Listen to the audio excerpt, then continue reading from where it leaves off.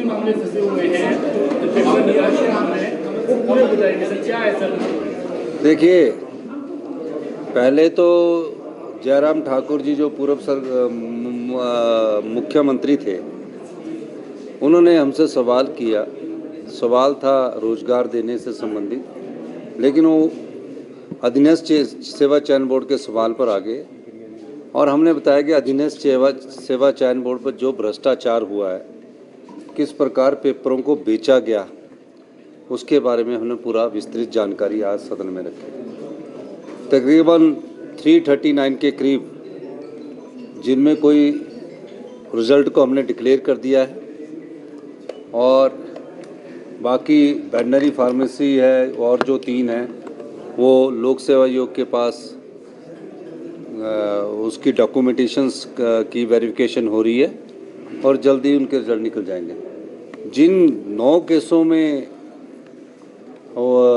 FIR दर्ज है, उनकी इंक्वायरी चल रही है।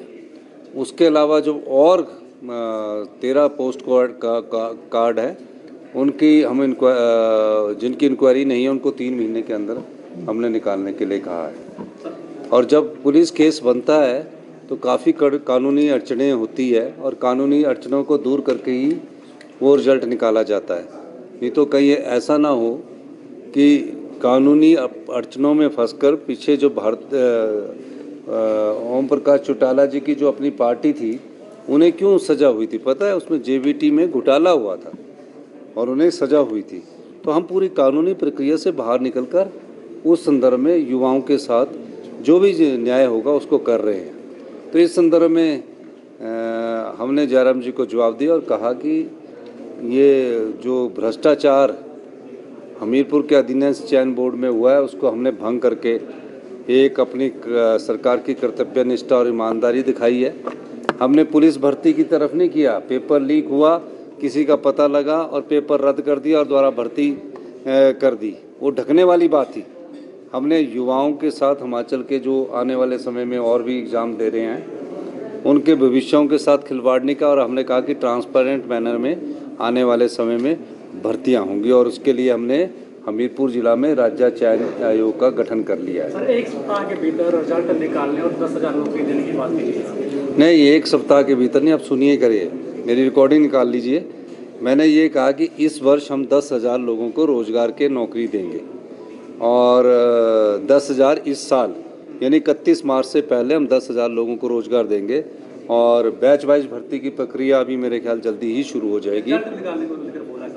रिजल्ट निकालने वाला जो 1 हफ्ते के भीतर है, वो हमने वेटनरी फार्मेसी और 2 और पोस्ट कार्ड के रिजल्ट निकालने के हमने डायरेक्शन दे दिए। सर, कोरोना क्लैरिफिकेशन दे रहे थे आप जयराम? नहीं, वो ऊर्जा नीति पर वो पुनः हिमाचल प्रदेश के हितों को बेच दिया उन्होंने। अब क्या क्लैरिफिकेशन देनी है? अब तो वो समझ गए हैं। जब हमने उठ कर कह रहे हैं कि सुन्नी, लूरी, धोला सीट, डोगरी प्रोजेक्ट में हिमाचल का जो अधिकार था 12% फ्री रॉयल्टी का, उसको उन्होंने नहीं लिया और उसके साथ 12 से 30 साल में जो हमको 18% मिलनी चाहिए वो नहीं लिया। आज तक ऐसा नहीं हुआ कि 12% को डेफर किया गया हो। 12 से बढ़ाने की बात सभी मुख्यमंत्री ने की है, चाहे शांता कुमार जी थे, चाहे वीरभद्र सिंह जी थे, चाहे धूमल साहब थे। पहली बार ऐसा हुआ कि हिमाचल के लोगों के अधिकार जो है 4% इन प्रोजेक्टों में रख दिए कि हम 4% पहले 10 साल में रॉयल्टी रहेंगे और 10 से 25 साल में फिर 4 से बढ़कर 8% हो जाएगी और 25 से 40 साल में फिर 8 से बढ़कर 12% हो जाएगी। और उसके बाद 40 साल बाद जो प्रोजेक्ट हमको आना चाहिए था वापस, उसको कह दिया कि लाइफ लॉन्ग उन्हीं के पास रहेगा, उसमें से हमारे को 25% फ्री रॉयल्टी देगी।